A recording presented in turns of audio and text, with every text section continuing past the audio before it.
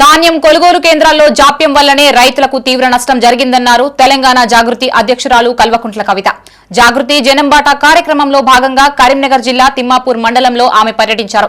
ఈ సందర్భంగా పలు గ్రామాల్లో భారీ వర్షాలకు దెబ్బతిన్న పంటల్ని కొనుగోలు కేంద్రాలలో ధాన్యాన్ని కవిత పరిశీలించారు. రైతులకి ఎకరాకు 50,000 నష్టపరిహారాన్ని అందజేయాలని ఈ సందర్భంగా ప్రభుత్వాన్ని డిమాండ్ చేశారు. తెలంగాణ జాగృతి అధ్యక్షురాలు కల్వకుంట్ల కవిత జాగృతి జనంబాట కార్యక్రమంలో భాగంగా చేపట్టిన పాదయాత్ర కరీంనగర్ జిల్లా తిమ్మాపూర్ మండలానికి చేరింది. మండలంలోని పలు గ్రామాల్లో పర్యటిస్తూ భారీ వర్షానికి దెబ్బతిన్న పంటలు కొనుగోలు కేంద్రాల్లోని వరి ధాన్యాన్ని కవిత సందర్శించారు. మక్తపల్లి గ్రామంలో రైతులతో మాట్లాడి పంట నష్టం వివరాలు అడిగి తెలుసుకున్నారు. ఈ సందర్భంగా ఆమె మాట్లాడుతూ గ్రామాల్లో కొనుగోలు కేంద్రాలని తక్షణమే ప్రారంభించాలని అన్నారు. భారీ వర్షాల కారణంగా నష్టపోయిన రైతులని ప్రభుత్వం ఆదుకోవాలని ప్రభుత్వాన్ని కోరారు. తేమ శాతం ఎక్కువ ఉన్నా మొలకలు వచ్చిన ధాన్యం కొనుగోలు చేసే మిల్లర్లకు ప్రభుత్వం ఆదేశాలు ఇవ్వాలని డిమాండ్ చేశారు.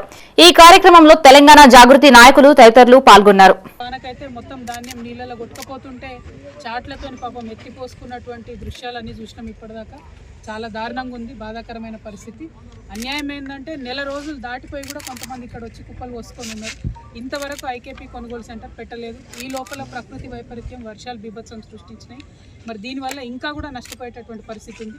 ఆల్రెడీ చాలా చోట్ల వడ్లు మొలకలు వస్తున్నటువంటి పరిస్థితి ఉంది. దారుణంగా తడిసిపోయింది ధాన్యం. మరి ఇటువంటి సందర్భంలో మిల్లర్లు అనేకమైన కండిషన్లు పెడుతున్నారు. మాయిస్చర్ కంటెంట్ 17 కన్నా తక్కువ ఉండాలంటే అది సాధ్యపడే పరిస్థితి లేదు. ఒక పక్క మొంతా తుఫాన్ వచ్చింది. ఆ తుఫాన్ వల్ల బాగా పెద్ద ఎత్తున వర్ష బీభత్సం జరుగుతుంది.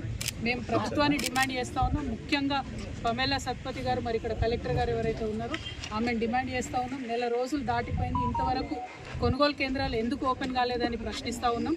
ఖచ్చితంగా కొనుగోలు కేంద్రాలు వెంటనే ప్రారంభించాలి.